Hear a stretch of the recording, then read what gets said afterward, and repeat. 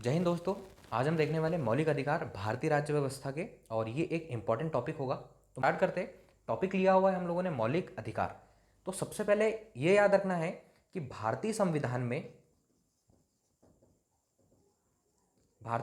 में मौलिक अधिकार जो है ये हमने लिए हैं संयुक्त राज्य अमेरिका से। संयुक्त राज्य अमेरिका से पहला क्वेश्चन भी बनता है, और पहला यहाँ पर इस विषय में पहला टॉपिक इंपॉर्टेंट टॉपिक होता है कि पहला क्वेश्चन बनेगा, समझना भी है मौलिक अधिकार को भारतीय संविधान में संयुक्त राज्य अमेरिका के संविधान से लिया गया है। इसका विषय जो है संयुक्त राज्य अमेरिका से लिया गया है। आगे नेक्स्ट, भारतीय संविधान का जो भाग 3 है, भारतीय संविधान का भाग 3 है जिसमें आर्टिकल अनुच्छेद 12 से 35 ये मौलिक अधिकारों के विषय में बताता है। अनुच्छेद 12 से अनुच्छेद 35 मौलिक अधिकारों के विषय में बताता है, और संविधान में इसका जो वर्णन है भाग 3 में। ध्यान से सुनिए, संविधान में भाग 3 में अनुच्छेद 12 से अनुच्छेद 35 तक मौलिक अधिकारों का वर्णन है। हर एक अनुच्छेद में कौन से मौलिक अधिकार हम लोगों को प्राप्त है उसके बारे में सारी डिटेल यहाँ पर दी हुई है। मौलिक अधिकार हम पढ़ रहे हैं भारतीय राज्य व्यवस्था। पहला क्वेश्चन हम लोगों को सीधा सीधा मिल गया था।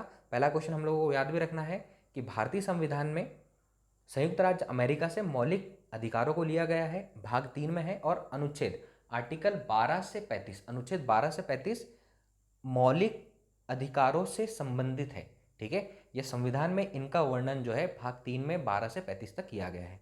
आगे चलते हैं यहाँ से। एक और इंपॉर्टेंट चीज़ है मौलिक अधिकार के बारे में, मौलिक अधिकारों में संशोधन हो सकता है। ये याद रखना है कि मौलिक अधिकारों में संशोधन हो सकता है।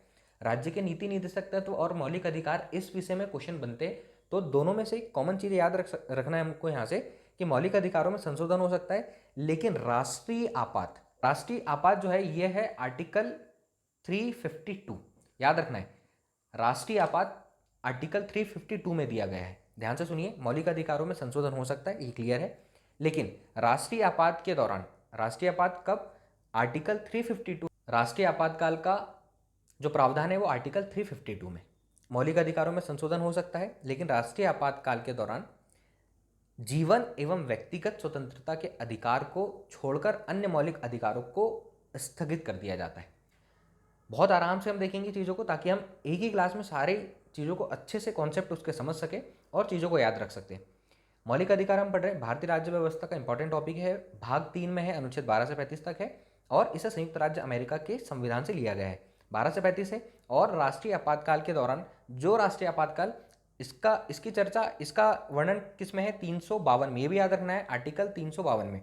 तो इसके दौरान जीवन एवं व्यक्तिगत स्वतंत्रता के अधिकार को छोड़कर अन्य सभी मौलिक अधिकारों को यहां पर स्थगित किया जा सकता है। आगे चलते हैं और आगे के क्वेश्चन देखते हैं। मौलिक अधिकार से रिलेटेड याद रखना है, पहले मौलिक अधिकार जो मूल संविधान बना था, मूल संविधान जब बना था तो मूल संविधान में 7 मौलिक अधिकार थे। मूल संविधान में 7 मौलिक अधिकार थे, लेकिन 7 मौलिक अधिकार के बाद 44वां जो संविधान संशोधन हुआ, 44वां संविधान संशोधन 1978, याद रखिए 44वां संविधान संशोधन 1978, इसमें इसके द्वारा संपत्ति के अधिकार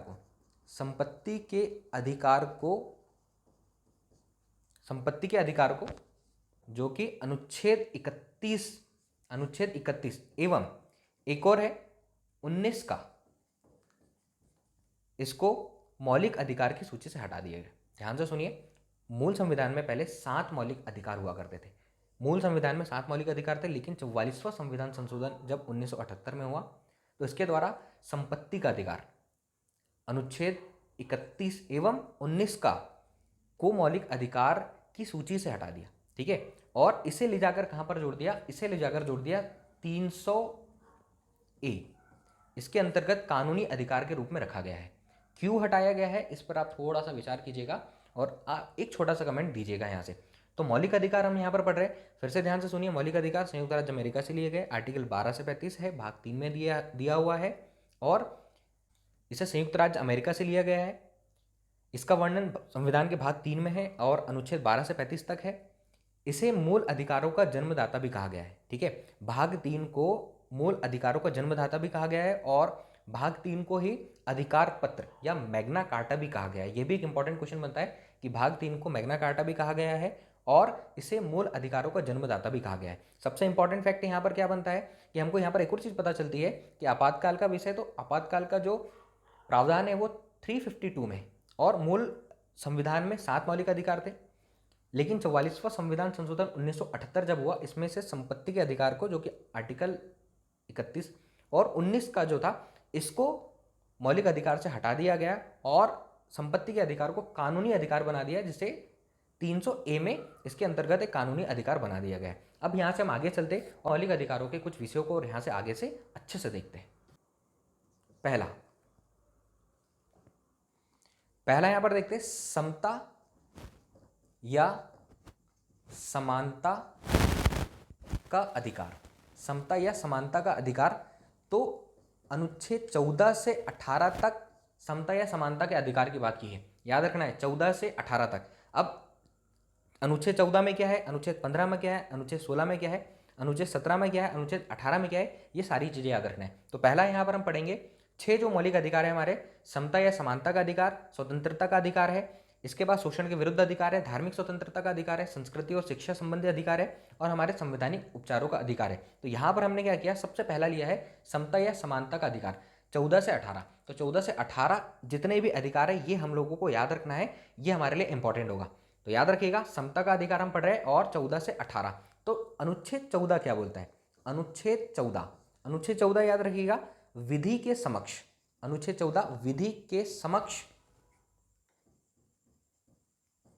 समता, विधि के समक्ष समता, अनुच्छेद 14 और अनुच्छेद 15, अनुच्छेद 16, अनुच्छेद 17, अनुच्छेद 18 ये समता या समानता के अधिकार के अंतर्गत आते हैं। अनुच्छेद 14 बोलता है विधि के समक्ष समता, इसका अर्थ यह है कि राज्य जो है सभी व्यक्तियों के लिए एक समान कानून बनाएगा तथा उन पर एक समान लागू भी करेगा। अनुच्छेद 14 विधि के समक्ष समता या समानता। तो अनुच्छेद 14 क्या बोलता है, इसका अर्थ क्या है, जो है सभी व्यक्तियों के लिए एक समान कानून बनाएगा। यहाँ पर राज्य का मीनिंग देश होगा, संविधान में राज्य का मीनिंग देश होगा, ठीक है। और कहीं कहीं पर स्पेशल राज्यों की बात होती है, क्योंकि जो भारत है वो एक पूरा राज्यों का संघ है, तो यहाँ पर राज्य की बात होगी। लेकिन देखिए राज्य लिखा हुआ है, लेकिन राज्य का मतलब यहाँ पर देश से बात हो रही है। तो अनुच्छेद 14 क्या है, राज्य सभी व्यक्तियों के लिए एक समान कानून बनाएगा तथा उनको एक साथ लागू करेगा। तो हम पढ़ रहे समता या समानता का अधिकार जो है 14 से 18 तक। अब देखिए अनुच्छेद 15, अनुच्छेद 14 हमने देख लिया। अनुच्छेद 15 है धर्म, नस्ल, जाति, लिंग या जन्म स्थान